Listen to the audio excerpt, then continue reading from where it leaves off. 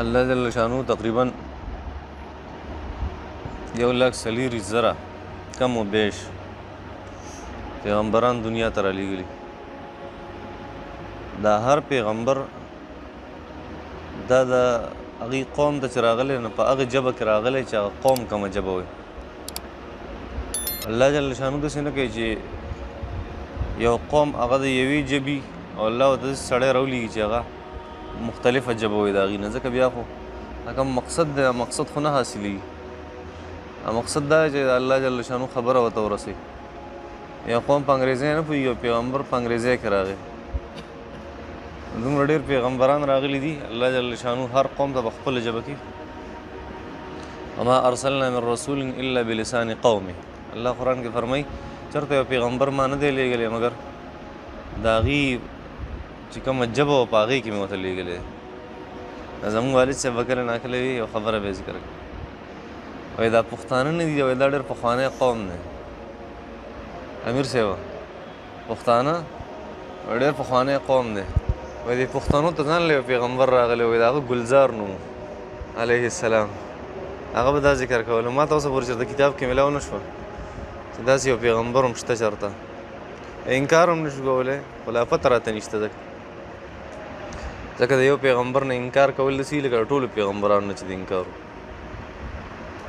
پوهېږئ د یو پیغمبر نه انکار ټولو پیغمبرانو انکار، ځکه زموږ په خپل پیغمبر هم ایمان دی صلی الله علیه وسلم، او د عیسایانو په پیغمبر هم ایمان دی، د یهودیانو په پیغمبر هم ایمان دی، په تمامو انبیاء کرامو زموږ ایمان دی. او د یو نبي نه انکار کول داسې لکه ټول انبیاء کرامو نه چې چا انکار کړ، ځکه به د یو پیغمبر باره کې ذهن کې چېرته غلطه خبر رانولې او داسې مو نه وایه چې دا پیغمبر ښکته دی او دا بره دی. نه دا څیزونه پکې نشته. الله درجې ورکړي هر پیغمبر له، خو زموږ کار دا نه دی چې یو ښکته او یو بره. زموږ پیغمبر غوره دی او دا بل پیغمبر نه دی غوره، نه داسې خبره نشته. لا نفرق بین احد من رسله. موږ په پیغمبرانو کې فرق بلکل نه کوو. نور الله درجې وله ورکړي. تلک الرسل فضلنا بعضهم على بعض. الله فرمایي دا پیغمبران دي ما یو له په بل باندې فضیلت ورکړی دی. دا الله جل شانو خو ټول نه بهترین پیغمبر، بهتر پیغمبر حضرت محمد رسول الله صلی الله علیه وسلم. دا الله جل شانو دا مرتبه ورکړو. کومه چې الله ورکړې هغې کې بیانولو کې څه ګناه نشته، چې کومه الله نه ده بیان کړې او سړی د ځان نه بیانوي چې زموږ پیغمبر داسې چوت دی او داسې چوت دی او داسې چوت دی، دغه مناسب نه وي. نبی کریم صلی الله علیه وسلم آخري پیغمبر دی. دا زموږ ایمان دی. کوم سړی چې د نبي علیه صلات وسلام نه پس بل پیغمبر مني دا کافر دی. څه ورته وایي ده؟ کافر. نبی علیه السلام نه پس بل پیغمبر بلکل نشته. صحیح ده؟ په یو معنی کې هم نشته، نه رسول شته نه نبي شته. رسول او نبي کې لږ فرق مخکې هم تاسو ته ما ویلي، نه رسول شته او نه نبي شته. الله قرآن مجید کې فرمایي سورة احزاب کې ما كان محمد ابا احد من رجالكم ولكن رسول الله وخاتم النبيين وكان الله بكل شيء عليما. نبی علیہ الصلوۃ والسلام د هیچا پلار نه دی په انسانانو کې، او نبی علیہ السلام آخري پیغمبر دی او الله جل شانو په هر یو څیز باندې عالم دی. آخري پیغمبر دی، خاتم النبیین. ختام دغه ته وایي مهر ته، خاتم مهر. د مهر خلک په لفافه کله لګوي، کله چې لفافه مکمل شي او بند شي نور پکې څه نه راځي، نه څوک وباسي او نه پکې څوک داخلوي، دا پکې مهر لګوي آخري. دا نبی کریم صلی الله علیه وسلم آخري پیغمبر دی الله جل شانو را لېږي. یو د نبی کریم صلی الله علیه وسلم پیغمبري ده چې هغه ورته کله میلاو شوې وه. یو د نبی کریم صلی الله علیه وسلم د پیغمبرۍ ښکاره کېدلو. نبی کریم صلی الله علیه وسلم له الله جل شانه پیغمبري په هغې وخت کې ورکړې وه چې له آدم علیه الصلاة والسلام الله جل شانه نه و پیدا کړی. نه پوهېږئ په دې باندې؟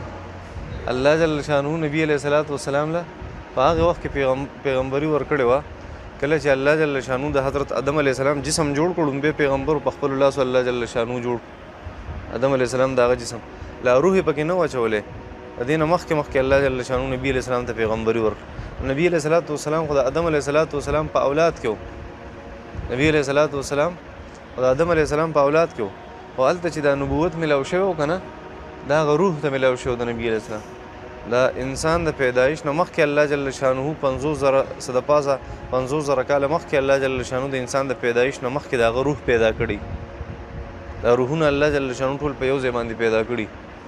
بیا دنیا کې ولې صرف جسم پیدا کړي هغه روح پکې واچي. هلته د نبي علیه صلات وسلام روح ته نبوت ملاو شوی او پیغمبري ورته ملاو شوی وه. بیا چې نبي علیه صلات وسلام وروسته د آدم علیه صلات وسلام نه 100,000 کاله پس چې نبي علیه صلات وسلام پیدا شو نو بیا د هغه د پیدایش ډېره عجیبه یو واقعه ده چې نبي کریم صلی الله علیه وسلم د هغه والد صاحب دی عبدالله ابن عبد المطلب.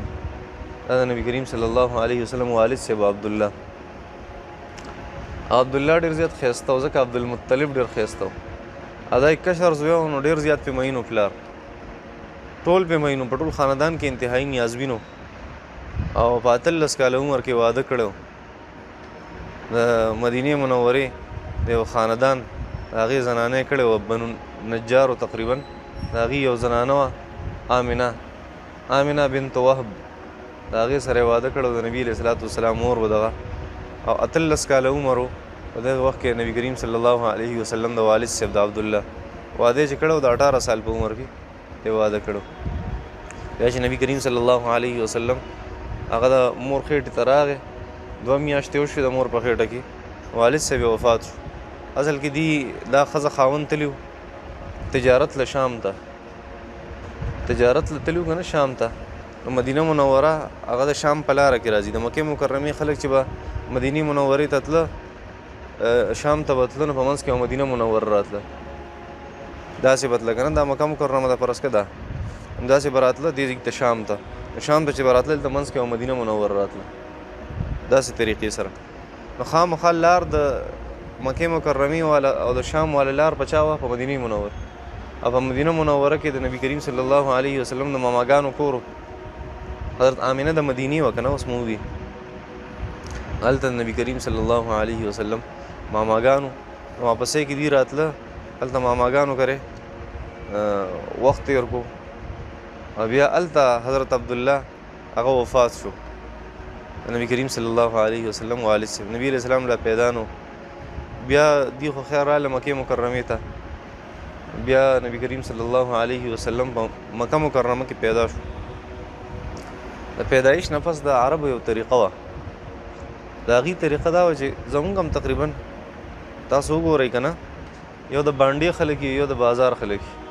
د بازار دا خلک د دې زړونه هغه کمزوري په یو څیز باندې زړه نشي کولی لږ داسې بزدله شانتي د بانډو د خلکو په نسبت باندې. د بانډو خلک هغه مضبوطي خوراکونه خالصي ابو هوا د بانډې زبردست دی او د بانډې چې کوم خلک د هغې چې کومه ژبه ده هغه هم خالصوي. د بازار خو نیم انګلیش وایي نیم اردو وایي او نیم هغه پښتو وایي که نه. او کوم چې د بانډو خلک دي هغه شډله پښتو وایي.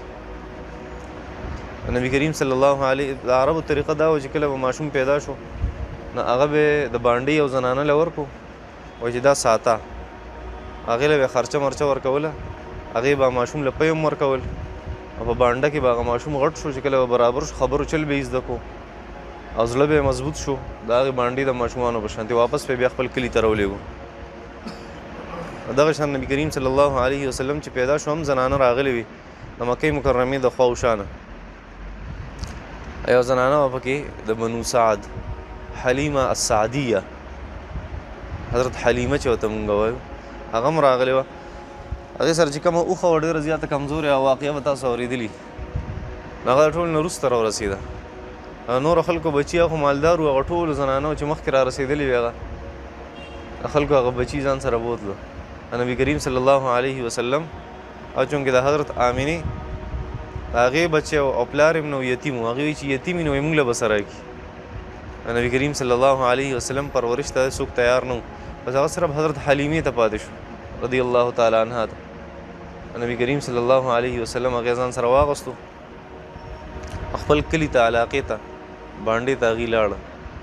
بیا نبي علیه صلات وسلام مبارک هلته زندګي تېره کړې هلته د خبرو چلو مې زده کړی هلته نبي کریم صلی الله علیه وسلم معاشرتي آداب زده کړي هلته نبی علیه الصلاۃ والسلام بهترین زندگی زده کړې.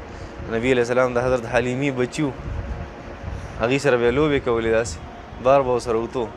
یو فقها دغه چې کوم دي مورخین حضرات، بلکې په خپله حضرت حلیمه وایي ډېر عجیبه انسان و دا نبي علیه الصلاۃ والسلام. هغې ته پته نه وه، خو پته ورته هله ولګېده چې کله نبي علیه الصلاۃ والسلام غېږه کې راواغستو او د مکې مکرمې نه دا راووته را روانه شو، د خلکو هغه ټولې اوښې هغه شاته پاتې شوې، د حضرت حلیمي هغه اوښه مخکې لاړه. دی وایي چې زما د اوښه ډېره کمزورې وه، دا خو د تلو نه وه، اوس د ټول نه مخکې شوه، داسې چلو شو. او یې سره کور ته د راوړو او کور کې داسې برکات سټارټ شو ناشنا. او بعض روایاتو کې راځي چې حضرت حلیمه وایي چې نبي کریم صلی الله علیه وسلم په زانګو کې ما به خپل کارونه کول، یو پیر مې زنګو وزنګوله، بیا به ودرېده نه، په خپله به زنګېده، په خپله به هغه زنګېده، هغه زانګو فرشتې به راتلې هغې له بیا هغه به یې خوځوله هغه زانګو. ښه، دا د نبي کریم صلی الله علیه وسلم د نبوت نه مخکې هغه معجزې وي. نبي علیه السلام الله جل شانو دې خلکو ته ښودی چې نبي کریم صلی الله علیه وسلم دا څومره لوی پیغمبر دی. دا شان د هر یو پیغمبر سره شوي دي. ښه، حضرت یوسف علیه السلام چې کله خرج شو که نه، وشروه بثمن بخس دراهم معدودة وکانو فیه من الزاهدین، یو 12 یا 22 درهم او دینار او په هغې باندې یوسف علیه السلام د کوی نه خلکو راویسته او چا خرڅ کو په بل باندې. هغه دا بس غلام دی، بس خرڅ کو. هغه چې په لاره دغه تجارتي قافلې والا سره روان و که نه، نو وریځ راله، وریځ او د هغه په سر باندې روانه وه، ټولو خلکو باندې نور و، په هغه باندې سوری و. هغه چې به کوم ځای کې خپک دله چېرته چې شاته به خلکو کته، هغه ځای به شړ و، هلته به شنه شنه بوټي راخته. دا بعضې روایاتو کې راغلي دي. دا د پیغمبر د پیغمبرۍ نه مخکې د هغه معجزې چې الله جل شانو خلکو ته دې دپاره ښایي چې د مخکې نه د پیغمبر عظمت د خلکو په زړونو کې راشي. دغه شان نبي کریم صلی الله علیه وسلم، نبي کریم صلی الله علیه وسلم چې د حلیمي کور ته لاړو، حضرت حلیمي به وایي چې ما به لیدې زنګو به هغه په خپله خوځېده، ما به صرف یو ځل وخوځوله بس. او چې نبي کریم صلی الله علیه وسلم د راتګ سره ډېر زیات برکات راغلی. بیا چې نبي علیه الصلاۃ والسلام عمر لږ سیوا شو، دونه شو ماشومان چې لوبې کوي، بار ګرځي را ګرځي، د دانیال عمره صحیح ده چې داسې نبي علیه السلام د لوبه شو، نو بار به وتو د وړو سره. د حضرت حلیمي نور بچي مو، حضرت حلیمي یو لور و شیمه یې نوم شیمه. بیا وروسته نبي علیه الصلاۃ والسلام سره په یو جنګ کې ملاقات شو. په یو جنګ کې نبي علیه الصلاۃ والسلام په جهاد کې و، یو زنانه و ډېره تکړه وه په جنګ کې. نبي علیه الصلاۃ والسلام د مخامخ راله، وایي ته ما پېژنې؟ نبي علیه الصلاۃ والسلام ورته وفرمیل نه، زه تا نه پېژنم. وایي زه ستا خور یم شیمه، د حلیمي لور یم سعدیه، حلیمه السعدیه. د هغې لور نبي علیه السلام ورته ستا سره څه دلیل دی په دې خبره؟ نبي علیه الصلاۃ والسلام ته هغه فرمایي چې وګوره که نه وړوکوالي ته قار شوی په ما دې چک لګولی و، هغه نښه اوس هم دلته ده، نښه رامانه اوس هم دلته ده په دې ځای باندې. نبي علیه الصلاۃ والسلام بیا ډېر ادب وکړو، مشره خور یې وه. نبي علیه الصلاۃ والسلام ورته خپل څادر مبارک او خور کو دلته کښېنه. هغه ډېر ادب او احترام کو د خپلې مشرې خور نبي علیه الصلاۃ والسلام وه. خیر، نبي کریم صلی الله علیه وسلم حضرت حلیمه فرمایي چې وړو به بار لوبې ټوقې کولې او مستي به یې کوله. نبي علیه السلام به صرف د هغې تماشه کوله، خو لوبې ټوقې به یې نه کولې. موږ چې به کله اواز کوو چې روټۍ له راشي، واړه به لکه د باز نه وي چې څنګه په خپل ښکار باندې هغه را پدو شي که نه، دغه شانتې به دا ماشومان په پلیټونو باندې راله او په کاسو باندې په خوراک باندې.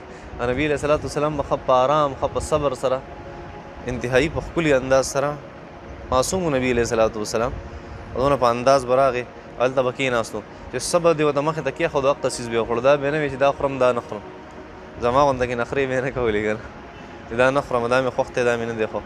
بس چې کوم خوراک کې به څه څیز میلاو شو، نبي علیه السلام د وړوکوالي نه به دغه څیز داسې استعمالوي. بیا نبي کریم صلی الله علیه وسلم یو ورځ بهر دی که نه وتی دی، نو یو دوه کسان واړه چې لوبې کوي، نبي علیه الصلاۃ والسلام بهر ورسره وتی و. یو دوه کسان راله، نبي کریم صلی الله علیه وسلم هغه یې ونیو او د نبي علیه الصلاۃ والسلام د خېټه مبارکه، د سینه مبارکه دا یې سیرې کړه، ویشلوله، کټې کړه. نو کوم بچي چې و د حضرت حلیمي، هغې رامنډه کړه کور ته، خپل پلار ته، خپلې مور ته. مور یې حلیمه وه، پلار یې ابو کبشه و، ابو کبشه.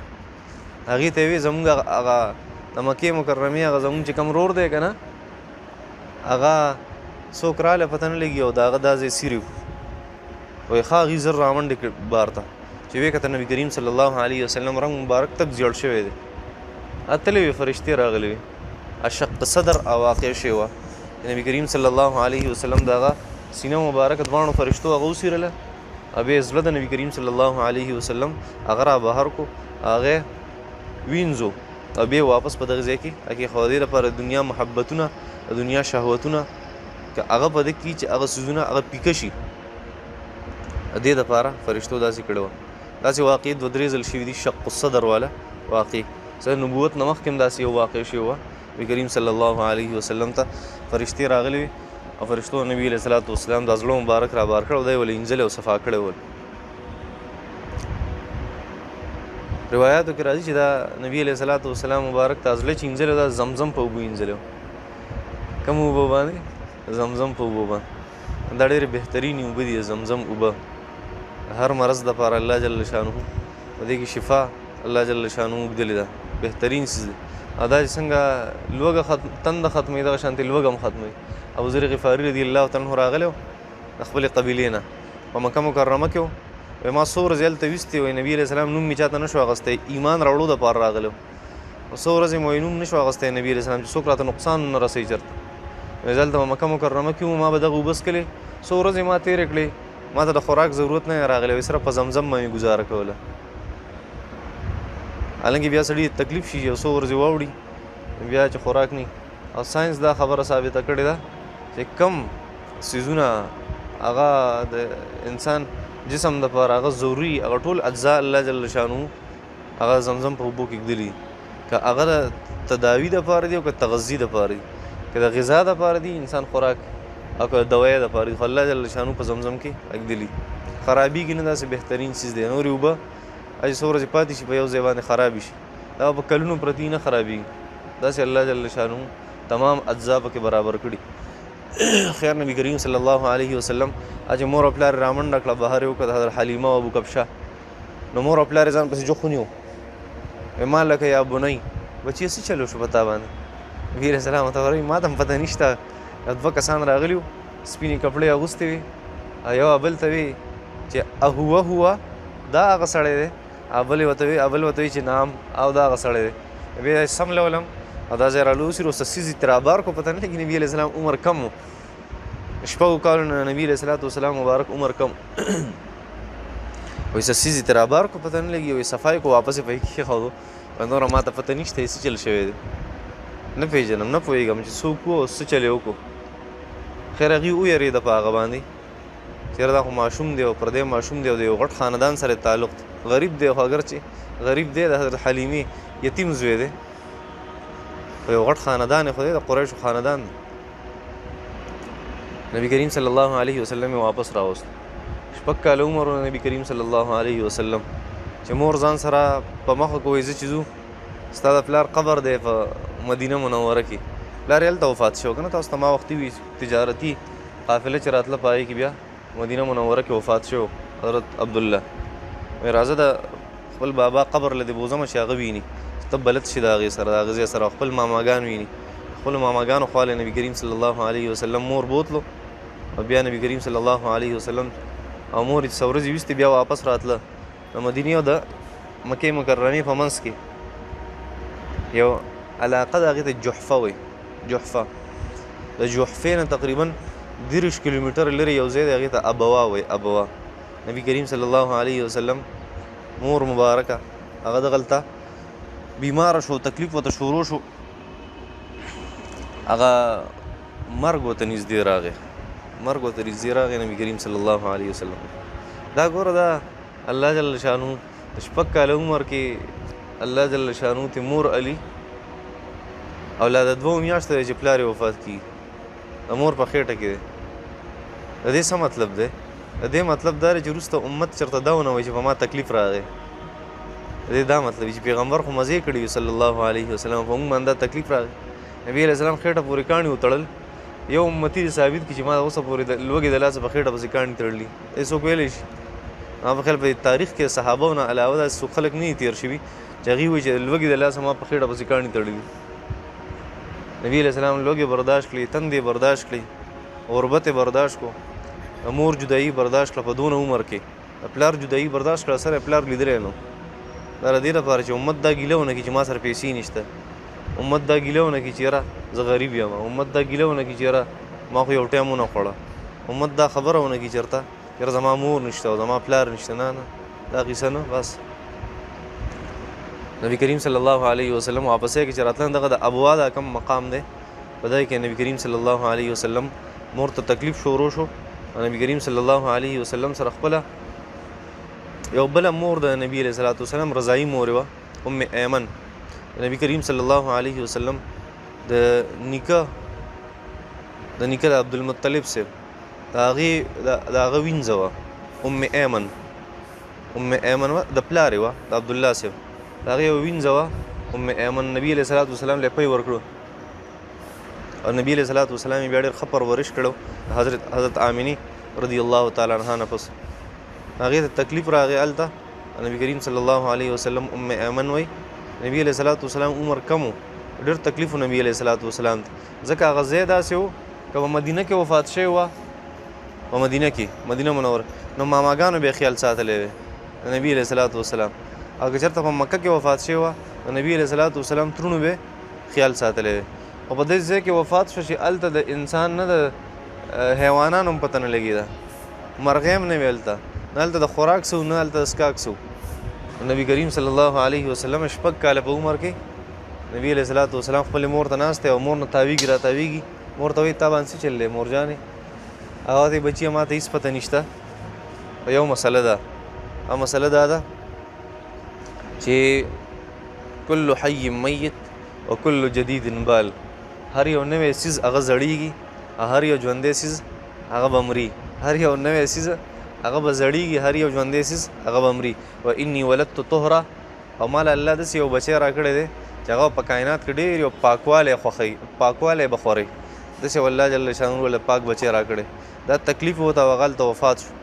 ام ایمن وایي نبی کریم صلی الله علیه وسلم څوک د قبر د کنستو نه او مکې مکرمې ته دا راوړل دا ځان له ګران و، مدینې منورې ته وړل دا هم ګران و، نو څنګه به دا یا اخ وړو یا دی په هغه ځای باندې څه خلک به راغلي څه قافلې والا د دې تذکره چې د احادیثو مبارکو کې نشته، او هلته د ابوا په مقام کې ولا چا څوک چېرته پېښ شوي وو هغوی ولا قبر کنستی دی، او هلته نبي کریم صلی الله علیه وسلم د مخې خپله مور دفن شوې ده.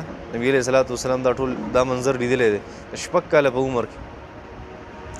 بیا نبی کریم حضرت ام ایمن وایي چې زه را روانېدم د هغه ځای نه مونږ راتلو، وایي ما نبي علیه صلات وسلام مبارک کتو نو نبي علیه صلات وسلام مبارک نه و، زه پسې ګرځېدم چې څه شو، وایي چې مې وکتو نبي علیه صلات وسلام مبارک دا د مور قبر دی داسې په نبي علیه صلات وسلام د پاسه پروت داسې، و ما نبي علیه صلات وسلام داسې راغ کو نه نه زه د خپلې مور نه بغیر چېرته نه ځم، زما مور به ما سره ځي، د خپلې مور نه علاوه خپله زندګي نه تېروم.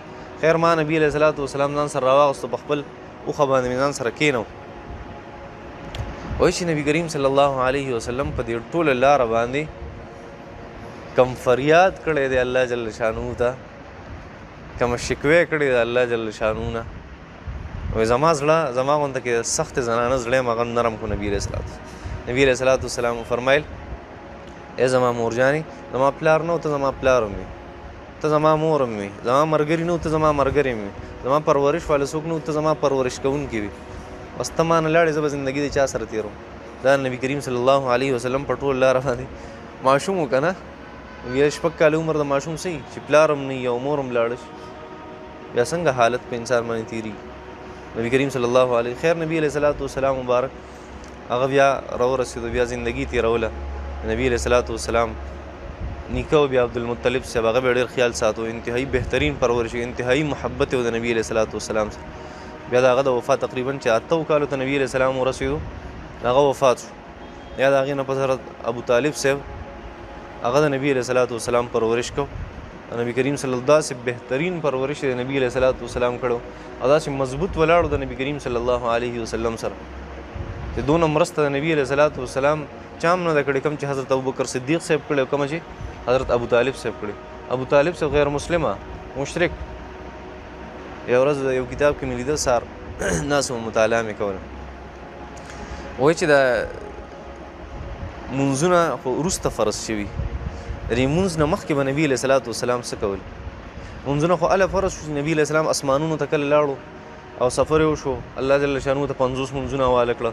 بیا تقریبا 9 پیرې نبی علیه السلام بخاري شریف کې روایت دی چې بره لاړو ښکته راغی موسی علیه السلام ته واپس شه دا مونځونه پې کم کا 15 کمېده بیا 15 ته راکوز شو. 15 مونځونه دي الله جل شانو فرمیل فرض شوي 50 او 15 ته مې راکوز کړه. زما رحم دا دی چې خیر دی زه یو په لس باندې ورکوم، یو نیک کار سړی وکړي یو په لس ورکوم، 15 مونځونه ستا امت کې د 50 ثواب بوله ورکوم. الله فرمایي نو مونځ خو وروسته فرض شوی و. د دې نه مخکې به نبي علیه صلات وسلام مبارک څه کول؟ و یو ورځ ابوبکر صدیق صاحب او نبي علیه صلات وسلام هغه په مانځه باندې ولاړ. وایي د ابو طالب صاحب ولیده چې دا دې لا څه کوي؟ چې ویې لیده ورته ویې دا څه کوي؟ دا مونږ د الله جل شانو عبادت کوو. هغو مشرکانو بت پرسته خلک هغوی له په دې ډېر قهر ورتلو. ابو طالب صاحب باوجود د دې چې مشرک دی هغه ورته وایي دا ستاسو چې کومه طریقه ده دا بالکل ټیک ټاک ده او د دې نه خوځئ مه او مستقل پې اوسئ. حضرت ابوبکر صدیق صاحب ته نبي علیه السلام ته حالانکې د ده د عقیدې خلاف وه، داسې بهترین انسان. خبره مې دا کوله چې نبي کریم صلی الله علیه وسلم ډېر ښه سفارش ډېر ښه پرورش وکړو حضرت ابو طالب صاحب او ډېر خیال به یې ورله ساتو نبي کریم صلی الله علیه وسلم له. نبي علیه صلات وسلام چې بیا کله نبوت ته میلاو شو بیا ډېر زیات د هغې نه زیات خیال به یې ورله ساتو. نبي کریم صلی الله علیه وسلم چې کله 12 کالو عمر ته تقریبا ورسېدو نو د دې نه مخکې به ابو طالب صاحب تجارت کو شام ته بتلو. تاسو ته مه وایي چې د مکې مکرمې خلک هغه اکثر تاجرانو تجارت پې کو، د مدینې خلک زمیندارانو زراعت والو او د مکې خلک تجارت والو. هغوی به هلته چونکې هغه علاقه داسې ده سرسبزه علاقه وه، بوټي پکې ښه مزیدار کېده، فصلونه پکې کېده په مدینه منوره. هلته به خلکو زراعت کو او د مکې مکه مکرمه خو شړه ده پای کې ونه بوټی کېږي ونه پکې داسې ډېرې اوبه شته. نو د مکې مکرمې خلک بس شام ته تله تجارت له. مدینه منوره کې به هم سوداګانې کولې، په شام کې به هم سوداګانې کولې، هغه به یې دلته خرڅولې، دا سوداګانې به یې خرڅولې. او په زمانه د جاهلیت کې خو د دې غټ غټ ښارونه وو، عکاز د دې بازار و. د جاهلیت په زمانه کې خلکو بازار په دې کې به تجارت کو د عربو عکاز او بل ذوالمجاز او مجنه دا درې ښاري وې دي تجارتي ښاري وې دي او په خپل تجارت دا کتابونه دا خبرې ذکر کړي. 12 کاله عمر ته نبی علیه صلات وسلام د اتره به تجارت لته نبی علیه السلام به خفه کېدو ځکه څوک یو نه 12 کاله د ماشوم عمر یې د هغه څه عمر چې ترم ته ځي تجارت لا شام و که نه دریم ملک و مدینه منوره کراس کوي بیا شام ته ځي بله علاقه وه نو هغې کې منځ کې ډېرې ورځې لګي میاشتې لګي بیا تجارتي قافلې چې هغې خو د هغې هم میاشتې لګي. نبي علیه السلام به خفه کېدو. 12 کاله ته چې نبي علیه صلات وسلام مبارک ورسېدو نبي علیه صلات وسلام یې ځان سره بوتلو تجارت.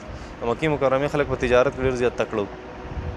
ابو طالب صاحب دې ځان سره بوتله. ابو طالب صاحب وایي ما چې نبي علیه السلام په کم تجارت کې ځان سره بوتلی او داسې ګټه ما ته چېرته په زندګۍ کې نه ده شوې چې نبي علیه السلام په موجودګۍ کې ما ته کومه ګټه شي. 12 کاله عمره پورې نبي علیه صلات وسلام زندګي وه. سبا به دې نه پس انشاءالله هغه چې کوم بحث دی هغه به کوو ښه